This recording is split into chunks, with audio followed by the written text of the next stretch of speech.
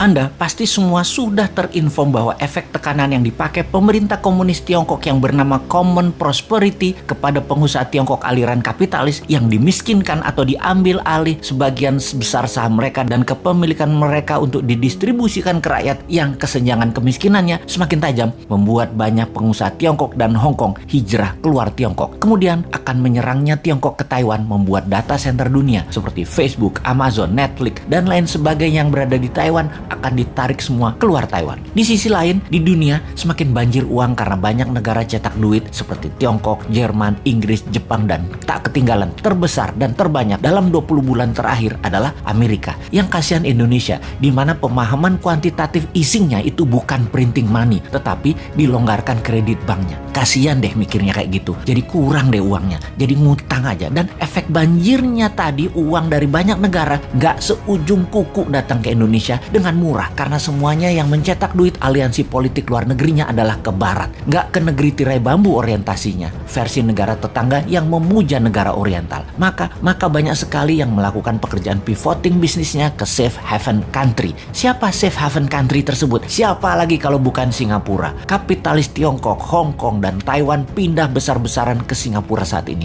Bahkan istrinya Jack Ma beli properti di Marina Bay, 2 bangunan senilai $75 juta dirubuhin dan dibangun baru agar terkoneksi. Bayangin, $75 juta dirubuhin, senilai 1 triliun rupiah dibeli hanya untuk dirubuhin. Coba, uang-uang tadi di sisi banyak negara aliansi barat tadi ternyata mencari aliran proyek yang bagus untuk mereka investkan. Banjirnya uang ini ditambah banyaknya proyek bagus, ini era disebut lazy money era. Dan sungguh, saat inilah lazy money era tersebut. Kalau sahabat punya perusahaan yang sifatnya disruptor, scalability-nya besar dan jangka panjang ke depannya, uang di lazy money pasti akan ke Anda. Uang di lazy money pasti akan ke Anda tanpa Anda yang cari. Anda cukup jadi cantik dan stand out, pasti dilirik. Tak usah genit-genit mepet-mepet murahan, cari-cari pengusaha di bar. Cukup datang ke acara resmi, formal, dan terlihat stand out. Pasti Anda yang dipepet. Oke, kita bukan hanya mau bicara tentang bisnis, namun strategi bernegara dalam 3 tahun ke depan. Tahun 2024 itu Amerika Pilpres. Kalau di sini walau-walam, kalau masih mau menjabat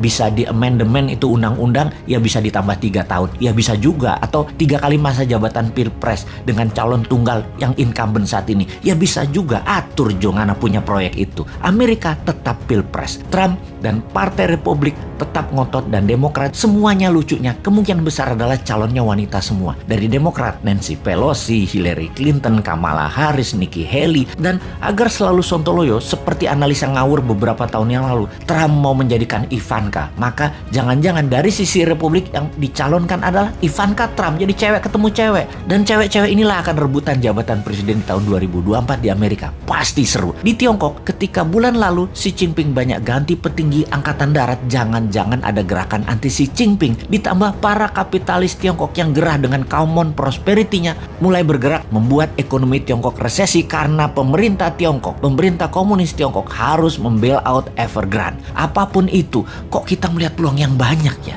Gini deh, kalau ternyata dengan peluang itu semua, ternyata Indonesia malah ikut resesi, sulit energi, negara chaos, pengusaha Indonesia tidak bisa tarik investasi, pemerintah tidak juga bisa tarik peluang mempermudah arus uang, kayaknya memang kalian dan yang mau menari di 2024 yang mirip-mirip platform bernegaranya, gak usah tanding deh di 2024, repotin aja lu para old mind.